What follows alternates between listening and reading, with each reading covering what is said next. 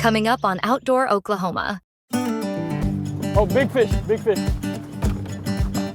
Oh, jumping. First 20-inch smallmouth of my life, PB.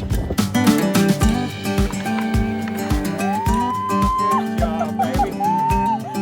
Much flavor that comes out of that first bite.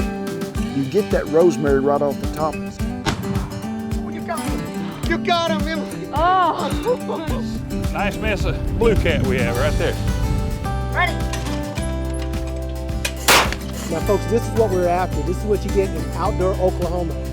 Outdoor Oklahoma is brought to you by the Oklahoma Department of Wildlife Conservation, sharing the beauty, the adventure, and the spirit of Oklahoma's wild places.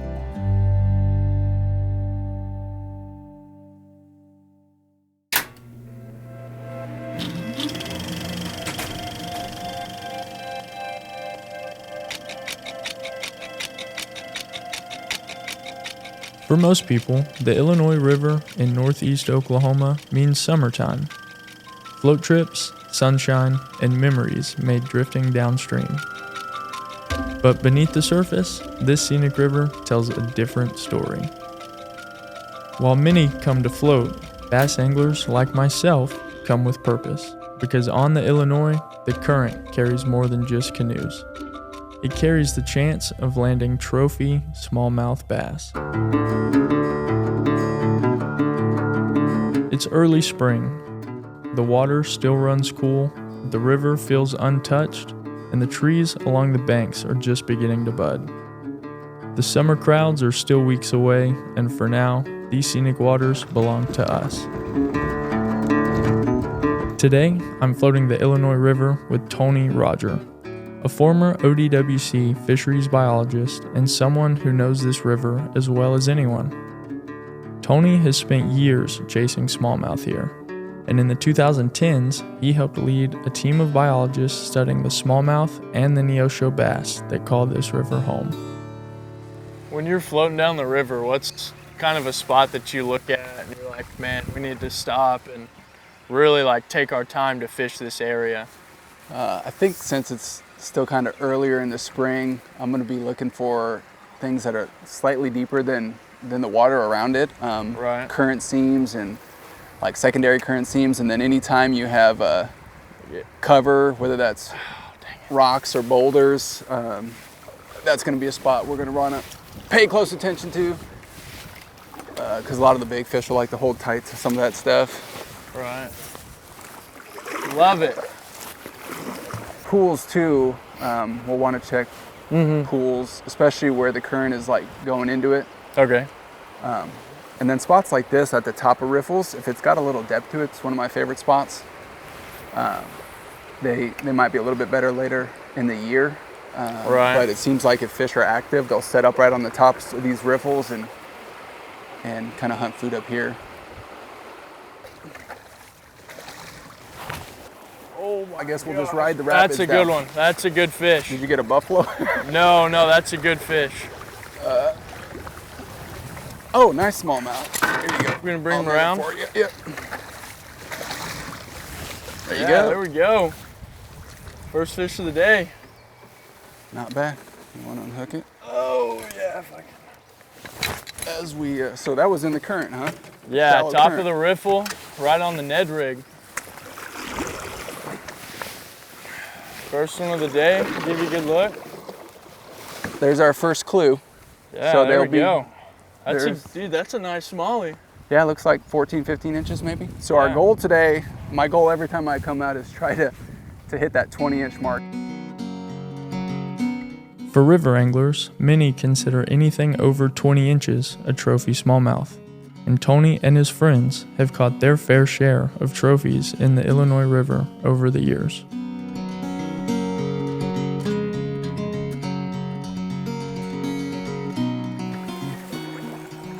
I bet there's a big fish hiding in that.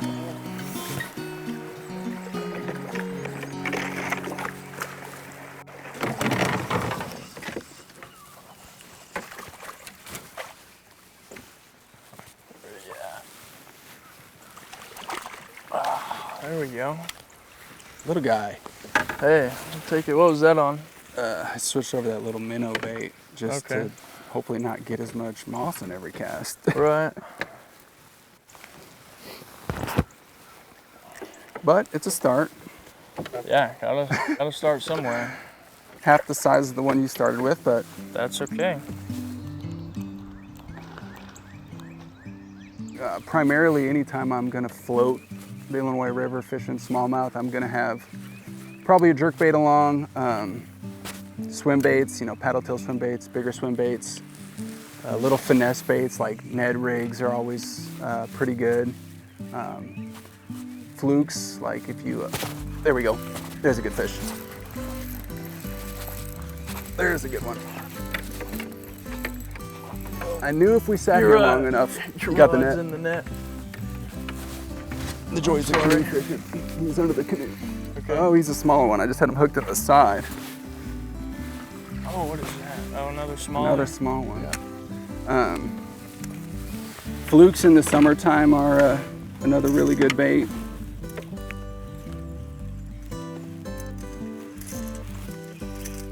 If anyone gives us grief over netting fish when they're that big, it's more so to keep these 3 treble hooks out of my hand. Yeah. Let's see. I don't know. He was maybe a little bit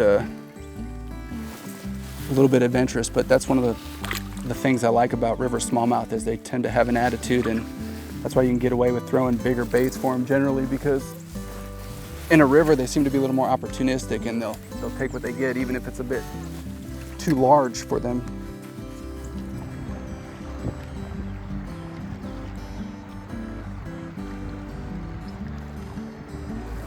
Yeah, it's just barely starting to kind of sprinkle right now, but we were expecting that's going to be kind of the case for the majority of the float. We're probably going to be dealing with rain and wind. So far we haven't had too much wind.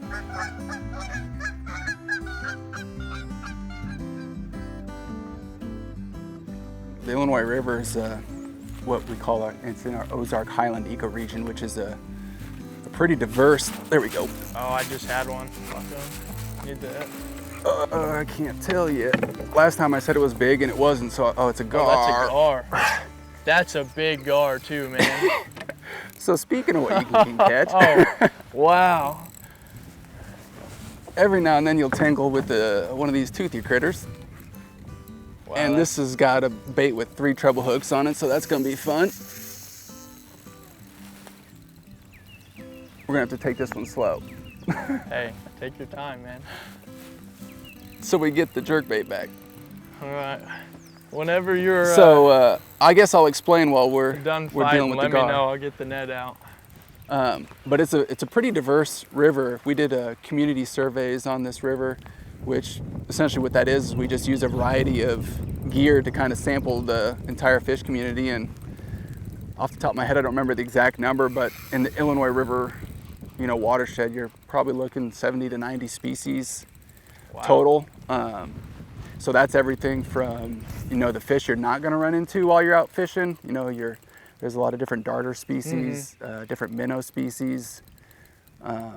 If you're fishing, the most likely what you're gonna run into, or what most everybody comes here for, are the smallmouth bass. And what was recently, we've always known we have what they used to call a neosho smallmouth bass, which was considered a subspecies, For sure. was recently elevated to its own species status. And so Okay. that's the native smallmouth to Oklahoma.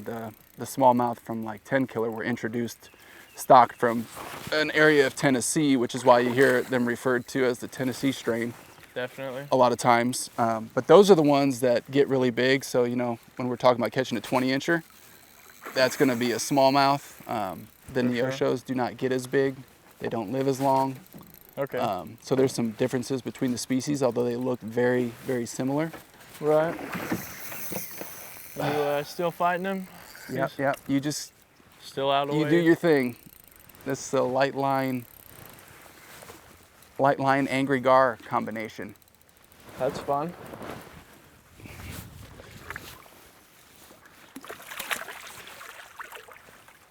That's an awesome fish, though. Yep. Hold that rod for a second. Do you have a pair of needle nose handy? Yeah, let me grab these forceps. Yeah. I'm gonna set your rod down. Okay, I'm gonna keep this thing on the short.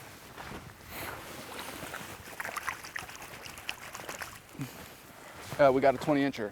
That was the goal, right? Where's your...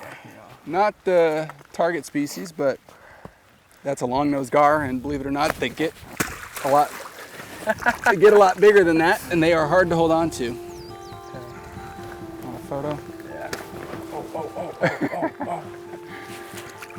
Yeah, there we go. Another Oklahoma native.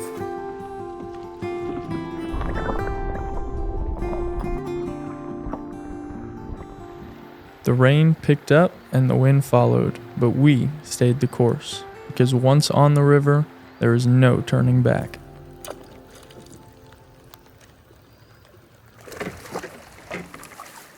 All right.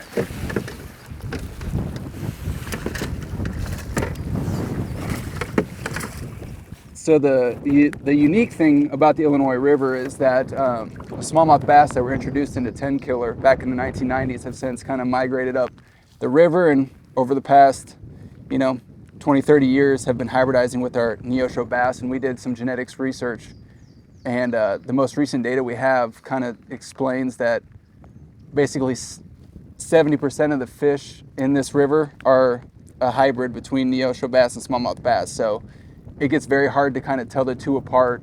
But if you were to go to kind of a smaller Ozark stream where you don't have any of that smallmouth bass introgression, the neosho bass are generally going to be a lot smaller, slender, because they're adapted to living in those fast-moving streams. The smallmouth bass are going to be more football-shaped.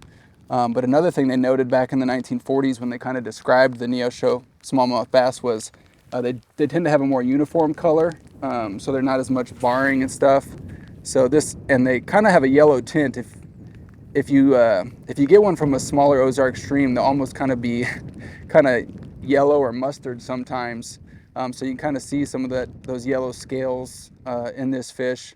But in all actuality, this is, like I said, likely a hybrid of the two, just because there's very few pure neoshos left in the Illinois River.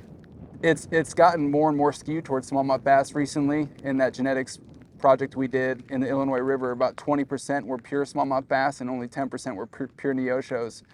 We still have strongholds of neosho bass in our smaller streams like the Barren Fort, Caney Creek in this watershed, and then all the streams that feed like Grand Lake and the Grand Watershed, they're relatively pure neosho bass as well. But what we like anglers to know is that we do have that unique species here. So moving smallmouth bass around is not going to benefit these streams. If you do want to kind of catch the big smallmouth bass, you have 10 killer in the Illinois River here are really good chances to do it, but just kind of keep them here and fish the neosho bass and all the other streams, because it is something really unique to the Ozarks that nobody else has. So something that is definitely worth conserving. But sometimes they don't get as much love because they kind of top out at 14 inches. And that fish was just shy of 14 inches, which again, kind of shows it's probably got some smallmouth bass in it. We only had about 1% of the fish in our neosho bass data set that even hit that 14-inch mark.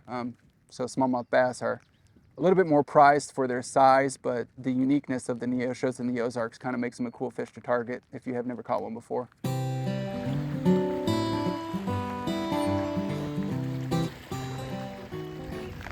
I'm just trying not to get hypothermia at this point.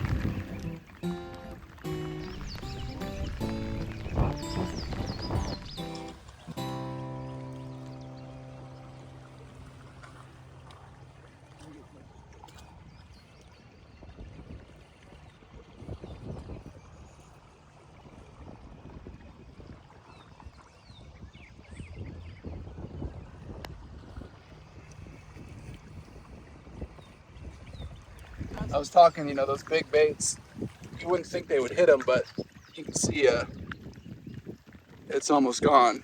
I don't know that it's going to go 20, but it's probably 18 or so.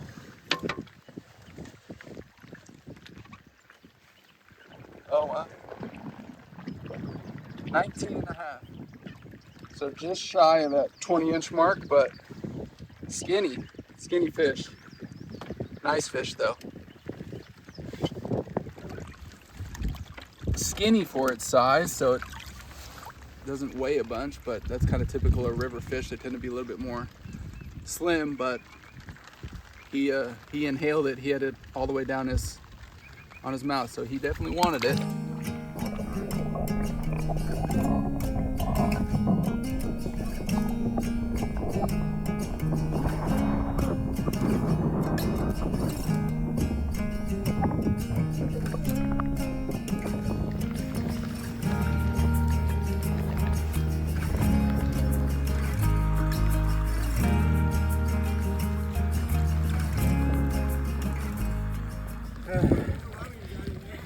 So what's going on here, Lance? Well, we lost our edge, Blake. An edge was lost. The canoe was doused. Paddle was saved. Lunchbox was saved.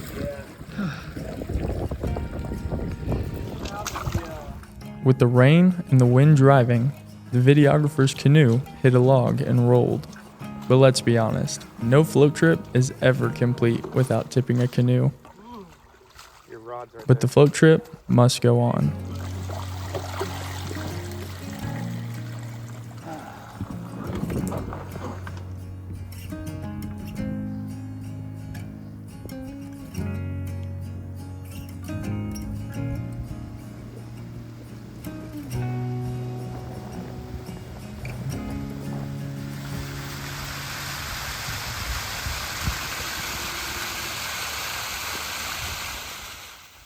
After hours of cold, rain, wind, and a few hard-earned fish, the weather eased just enough for us to dry out and take a lunch break along the bank.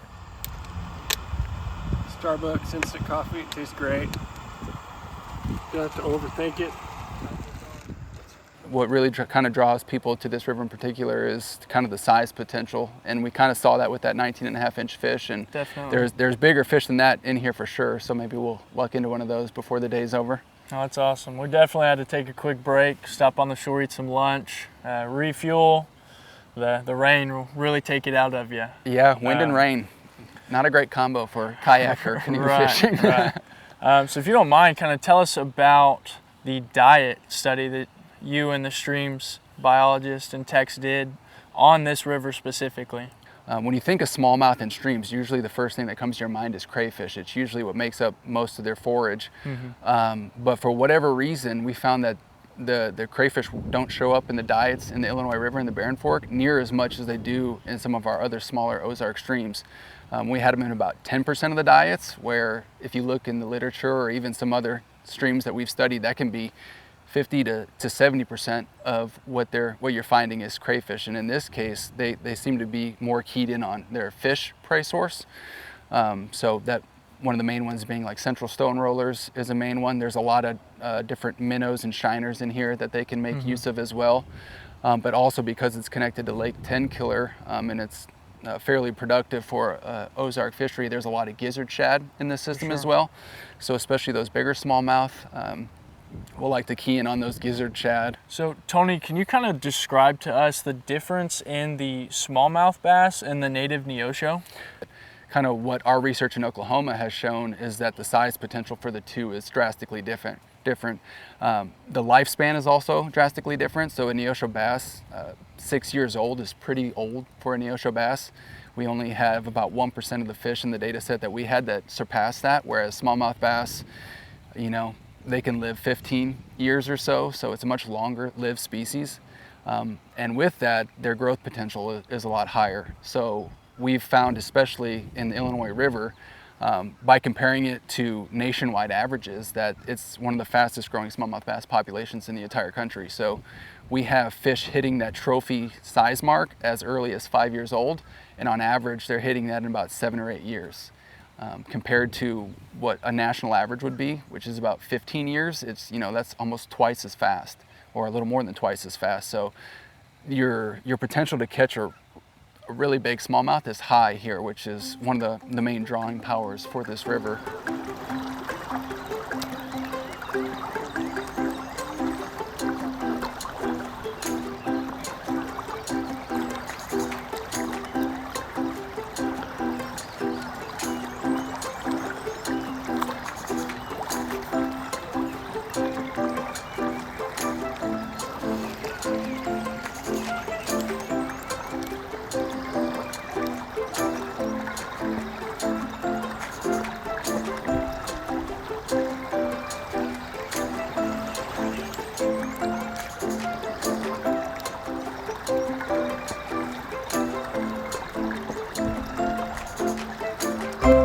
Yeah, so we just finished drying out. The rain passed, sun came out a little bit. We decided to paddle up just a little bit where this riffle dumps into this pool.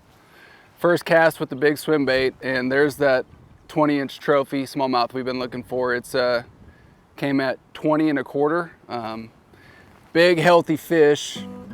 I guess they decided to start biting here towards the end of the float, but we'll go ahead and let this one go and see if we can get another one, and maybe Jacob can hook up into one and spread the wealth.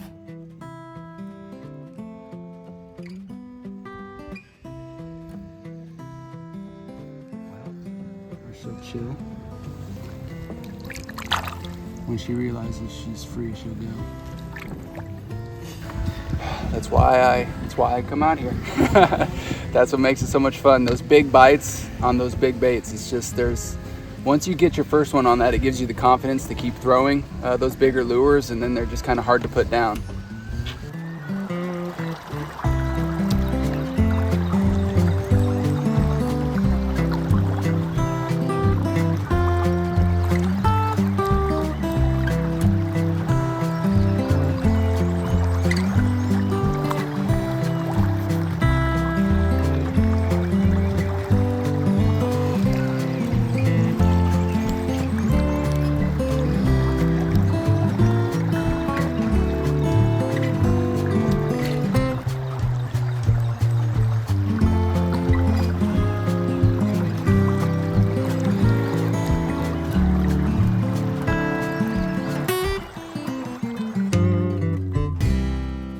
Yeah, so not even 5 minutes after Tony caught his pretty awesome smallmouth, we're pulling out a pretty nice largemouth as well. We touched earlier on the bycatch that you've got here in the Illinois, and this is just, I mean, proof. It's evidence right there. We've probably caught as many fish in the last 10-15 minutes as we have the first few hours, so it's picking up, and it's a good sign of things to come. Nice, good small. Here you go. Oh, is it a largemouth? Oh, it's a spot. What do we got? A spotted bass. There you go. We got the trifecta. Yeah, we're coming up on the very last part of the float that we're on, so if that's the last fish, that's a nice one to end it on, because that gives us smallmouth, largemouth, and spotted bass for the day then.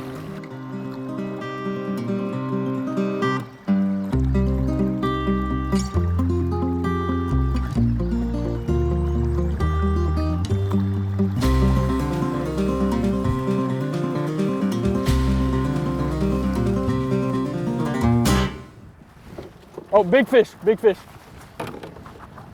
Oh, jumping! Oh my gosh, dude. Dude, this is a big fish. You got the net? Yeah. Bring it on this side. Wow. Dude, what a fish. Oh, here we go. Nice! Dude, let's freaking go! Let's go, dude. That's a way to end the day right there. Dude, that is, oh my gosh. What a beautiful fish. First 20-inch smallmouth of my life, PB. Man, what a way to wrap up the day. This has just been a crazy trip. This morning, we're battling all kinds of conditions, crazy wind. We've caught a multitude of species today. We've got largemouth, smallmouth, and spotted bass, along with a long-nosed gar. Seen a ton of different species out here on the river today, and man, you just can't ask for a better way to top it all off.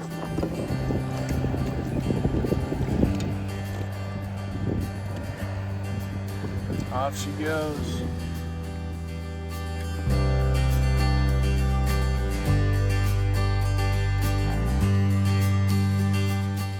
The Illinois gave us more than a float. In the end, the river delivered everything it promised.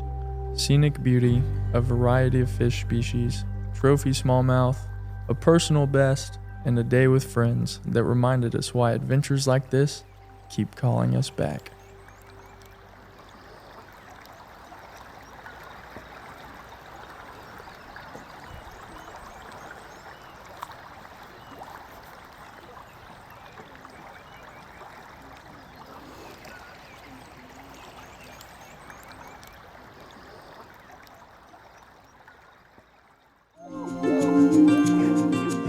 Outdoor Oklahoma is produced by the Oklahoma Department of Wildlife Conservation and is proud to serve and be funded entirely by sportsmen and women and outdoor enthusiasts who love and appreciate all things wild in the great state of Oklahoma.